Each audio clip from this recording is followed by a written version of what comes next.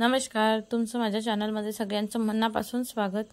तर आजच्या व्हिडिओमध्ये बघूया तिळगुळाच्या अशा सुंदर अशा वस्तू कशा तयार करायच्या, छान अशी भातुकली कशी तयार करायची। तर यासाठी आपण काय काय केलं पाहिजे, तर व्हिडिओ पूर्ण बघा, त्यामुळे सगळ्या वस्तू छान तयार करता येईल। याआधी मी माझ्या चॅनलवर बारीक तिळगुळापासून तयार केलेल्या बऱ्याच वस्तूंचे व्हिडिओ शेअर केलेले आहेत। पण आता आपण पूर्ण तिळाच्या वस्तू कशा तयार करायच्या याचा व्हिडिओ बघणार आहोत। त्यासाठी मी थोडेसे तीळ घेतलेले आहे, ते भाजून घ्यायचे आहे। त्यानंतर मी घेतला आहे थोडासा गूळ। या गुळाला थोडासा अडकित्याने बारीक बारीक तुकडे करून घ्यायचे, कारण त्याचा पाक तयार करायचा आहे आपल्याला। तर अशा प्रकारे बारीक बारीक तुकडे करून घ्यायचे आहे, साधारण बारीक केले तरी चालेल। अशा प्रकारे मी तुकडे करून घेते आहे। त्यानंतर मी एका ट्रेला तेल लावून घेते आहे, कारण यावर आपण सगळ्या वस्तू तयार करणार आहोत। त्यामुळे तिथे तेल लावलं म्हणजे त्यावर ते चिपकून पडत नाही, लवकर निघून जाते। अशा प्रकारे मी गूळ एका गंजीमध्ये घेतलेला आहे आणि कमी गॅसवर त्याचा छान असा पाक तयार करून घेणार आहे। त्यामध्ये पाणी ॲड करायचं नाही आहे। तर थोड्या वेळाने ते गरम होऊन गुळाचा छान असा पाक तयार होईल। त्याला फिरवत राहायचं हळूहळू। अशा प्रकारे गूळ मेल्ट होऊन त्याचा पाक तयार व्हायला सुरुवात होईल। अशा प्रकारे त्याचा पाक तयार होत जाईल, पूर्ण पाक तयार होऊ द्यायचा। त्यानंतरच तीळ मिक्स करायचे। जर गुळाचे गळे असेल तर अशा प्रकारे चमच्याने फोडून घ्यायचे। अशा प्रकारे पूर्ण पाक तयार झाला की त्यामध्ये तीळ ॲड करायचे। अशा प्रकारे मी त्यामध्ये तीळ ॲड करून घेतलेले आहे। तीळ ॲड केल्यानंतर थोडंसं फिरून घ्यायचं आणि गॅस बंद करून द्यायचा।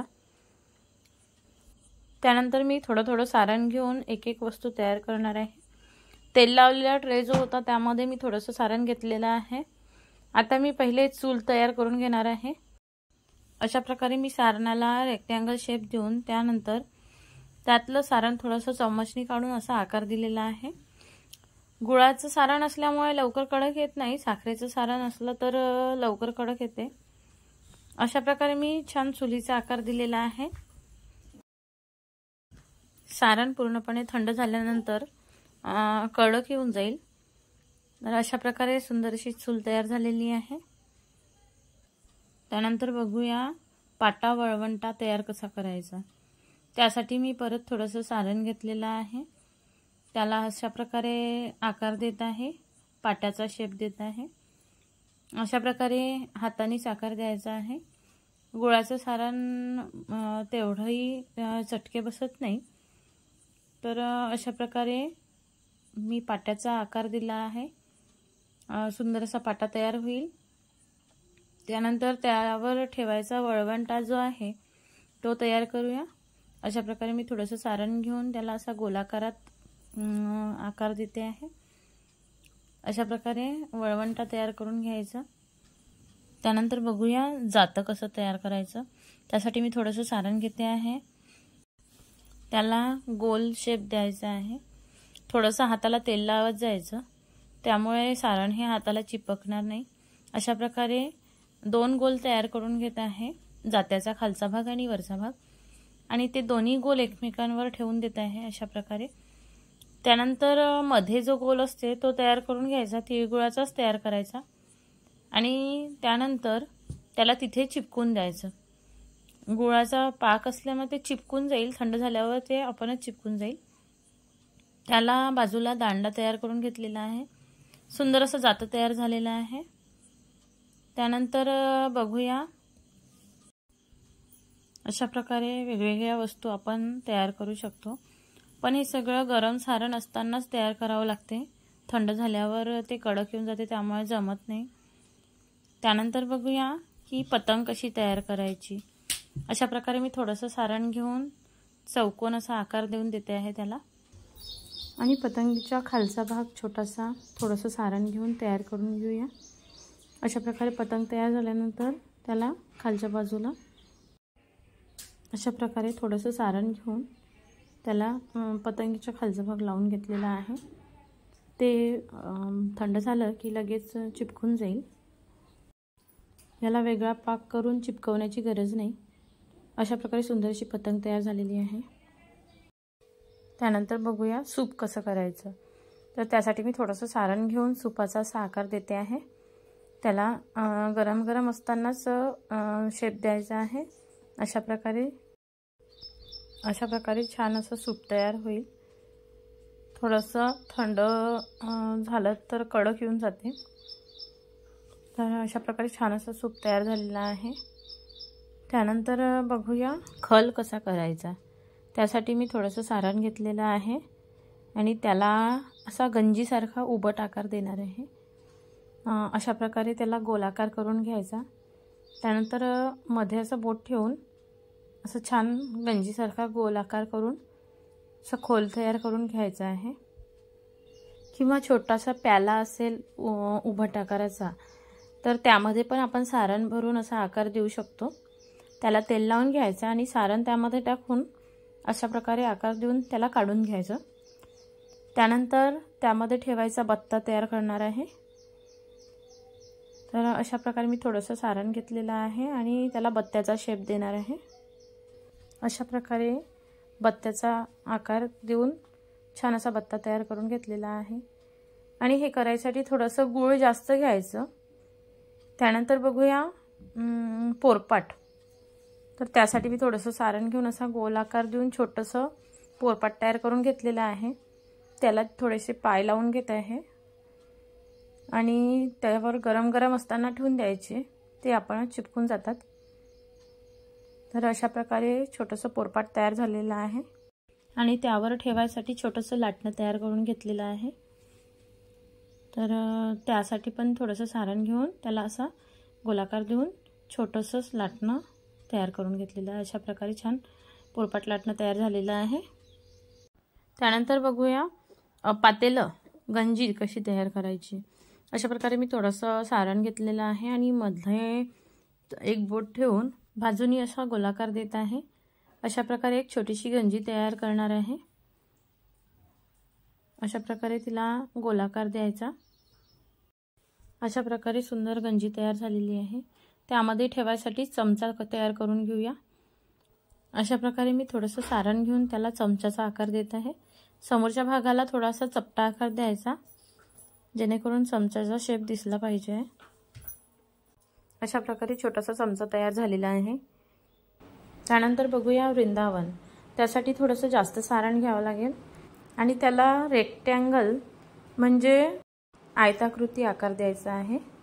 त्यानंतर मी त्याचे 2 पार्ट तयार करून घेणार आहे वेगळे, ते एकावर एक ठेवणार आहे।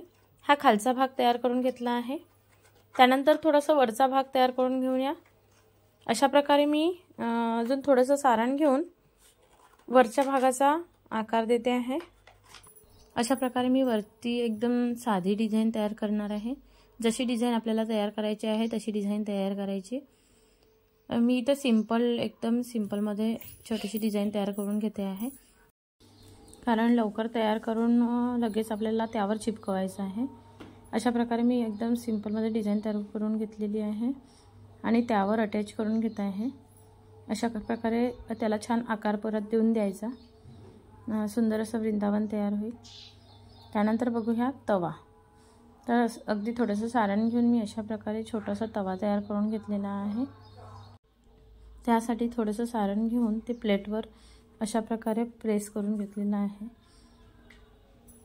अगदी साधं पद्धतीने तयार करता येतो तवा। अशा प्रकारे मी तवा तयार करून घेतलेला आहे। अशा प्रकारे आपण बऱ्याच छोट्या छोट्या वस्तू तयार करू शकतो। आपल्याला ज्या ज्या वस्तू तयार करायच्या आहे त्या तयार करू शकतो, पण सगळं गरम असतानाच करावं लागते, त्यामुळे थोडंसं लवकर करण्याचा प्रयत्न करायचा। त्यानंतर बघूया ताट कसं करायचं। त्यासाठी मी थोडंसं सारण घेतलं आहे। हाताला तेल लावून घ्यायचं आणि अशा प्रकारे ताट तयार करते आहे। असं छोटंसं ताट आणि त्याला काठ तयार करून घ्यायचे। पहिले ताट तयार करून ठेवून द्यायचं आणि नंतर त्याला काठ तयार करायचे। अशा प्रकारे काठ तयार करायचे दोन्ही हाताच्या मदतीने। अशा प्रकारे आपलं ताट तयार होईल। त्यामध्ये ठेवायसाठी वाटी प्लेट जे आहे ते आपल्याला जे पाहिजे ते तयार करता येते। त्यानंतर तयार करूया वाटी। छोटीशी वाटी, अगदी थोडंसं सारण घेऊन मी अशा प्रकारे वाटी तयार करून घेतलेली आहे। त्याला थोडासा वाटीसारखा आकार देऊन छान अशी वाटी तयार करून घेतलेली आहे। अशा प्रकारे बरेच छोटे छोटे वस्तू आपण तयार करू शकतो। त्यानंतर छोटीशी प्लेट तयार करून बघू। त्यासाठी मी थोडंसं सारण घेऊन परत प्लेटसारखा त्याला आकार देते आहे। अशा प्रकारे छोटीशी प्लेट तयार करून घेत आहे। अशा प्रकारे छोटीशी प्लेट तयार करून घेतलेली आहे। आणि आपल्याला जर सारण लागत असेल तर गरम गरम करायचं, एका वेळेस खूप सारण तयार नाही करायचं। आणि केलं असेल तर मग थोडंसं गरम करून वापरता येते। हे गुळाचं सारण असल्यामुळे थोडंसं थंड व्हायला वेळ लागते, लगेच कडक येत नाही। त्यानंतर बघूया छोटासा प्याला कसा तयार करायचा। अगदी थोडंसं सारण घेतलेलं आहे आणि त्याला पेल्याचा शेप देते आहे। अशा प्रकारे सुंदर असा पेला ग्लास आहे तो तयार होईल। छोटासा पेला तयार करून घेऊया। अशा प्रकारे शेप द्यायचा आणि सुंदर असा पेला तयार होईल। आणि तुम्हाला जर माझा व्हिडिओ आवडला असेल तर लाईक करायला विसरू नका। त्यानंतर बघणार आहोत की पाणी घ्यायचा जो जग असतो तो कसा करायचा।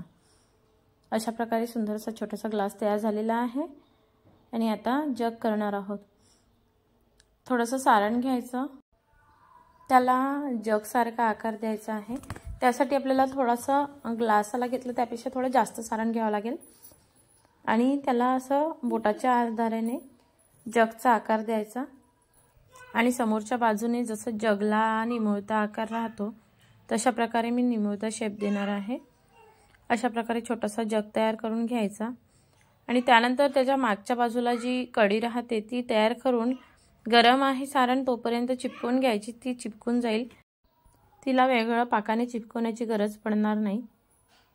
अशा प्रकारे मी छोटीशी कळी मागच्या बाजूने लावायला तयार करून घेत आहे आणि तिला चिपकून देत आहे गरम गरम आहे तोपर्यंत। अशा प्रकारे तिळगुळाचा सुंदर असा जग तयार झालेला आहे। एकदम छोटासा आहे, सुंदर जग तयार झालेला आहे आणि अशा प्रकारे आपल्या तिळगुळाच्या वस्तू पूर्ण तयार झालेल्या आहे। तिळगुळाची भातुकली, सुंदर अशी भातुकली तयार झालेली आहे। आणि मग तुम्ही माझा व्हिडिओ पहिल्यांदा बघत असाल तर माझ्या चॅनलला सबस्क्राईब करायला विसरू नका आणि व्हिडिओ आवडला असेल तर लाईक नक्की करा। अशा बऱ्याच वस्तूंचे व्हिडिओ शेअर करण्याचा मी प्रयत्न करेन। त्यानंतर आपल्याला हलव्यानी जसं सजवायचं आहे तसं सजवू शकतो। रंगीत हलवा पण वापरू शकतो आणि हा हलवा चिपकवायसाठी आपल्याला पाकाची मदत घ्यावी लागेल। आणि हा हलवा चिपकवण्यासाठी कसा पाक करायचा तर साखरेचा पाक केला तरी चालेल किंवा गुळाच्या पाकाने पण चिपकवता येईल, पण त्यामध्ये पाणी न टाकता पाक करायचा। मी ज्याप्रमाणे डॉलचा व्हिडिओ शेअर केलेला आहे त्यासाठी जो पाक केला आहे तसा पाक तयार करायचा आणि त्याच्या मदतीने चिरंजीचे दाणे जे आहे ते चिपकवायचे। अशा प्रकारे सुंदर भातुकली तयार होईल। तवा, चूल, पोरपाट लाटणं, पातेलं, सूप, पाटा वळवंटा, जातं, ताट, वाटी अशा प्रकारे बऱ्याच वस्तू आपल्याला तयार करता येते। अशा प्रकारच्या वस्तूंचे व्हिडिओ बघण्यासाठी माझ्या चॅनलला सबस्क्राईब नक्की करा। असे बरेच व्हिडिओ मी शेअर केलेले आहेत आणि व्हिडिओ आवडल्यास लाईक नक्की करा आणि शेअर करायला विसरू नका। धन्यवाद।